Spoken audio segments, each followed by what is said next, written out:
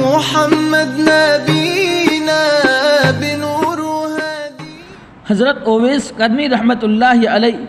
آپ کی مقبولیت کی شہادت رسول خدا صلی اللہ علیہ وسلم نے دی ہے۔ آپ کو خیر التابعین کے لقب سے عزت بخشی ہے کہ جب شام ہوتی تھی تو حضرت اویس قرنی کے پاس جتنا کچھ کھانا کپڑا ہوتا سب صدقہ کر دیتے، پھر کہتے کہ اللہ کوئی بھوک سے مرے تو مجھ سے مواخذہ نہ کیجیے گا، اور کوئی عریانی کی وجہ سے ہلاک ہو تو اس کے بعد پرسبی مجھ سے نہ ہو۔ یہ بھی مذکور ہے کہ جب شام ہوتی تو کہتے کہ سجدے کی رات ہے، اس کے بعد سجدے میں سر رکھتے، صبح کو سر اٹھاتے، اور کسی دن کہتے آج رکوع کی رات ہے، پھر نماز شروع کرتے اور رکوع ہی میں صبح کر دیتے۔ اویس قرنی رحمۃ اللہ علیہ نے مرسلاً یہ حدیث بیان کی ہے کہ رسول خدا صلی اللہ علیہ وسلم نے فرمایا کہ میرے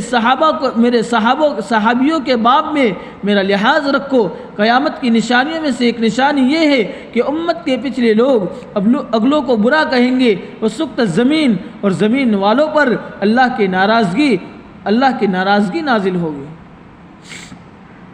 چنانچہ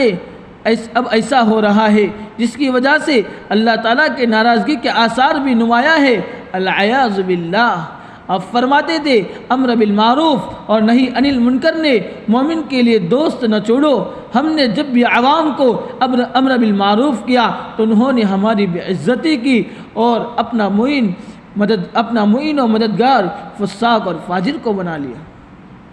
ایک شخص نے آپ سے نصیحت طلب کی تو ارشاد فرمایا میری نصیحت یہ ہے اللہ کی کتاب اور رسول اللہ کی سنت اور صالح مومنین کی صحبت کو لازم پکڑو، اور موت سے پلک جھپکنے کے برابر بھی غافل نہ ہو،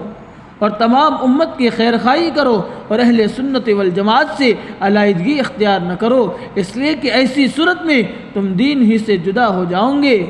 ابن حبان نے ان سے وصیت طلب کی تو فرمایا سوتے وقت موت کو تکیہ بناؤ اور جاگو تو موت ہی کو نصب العین بنائے رکھو۔ فرماتے تھے کہ کسی کے لیے پس پشت دعا کرنا اس کی زیارت و ملاقات سے افضل ہے، اس لیے کہ زیارت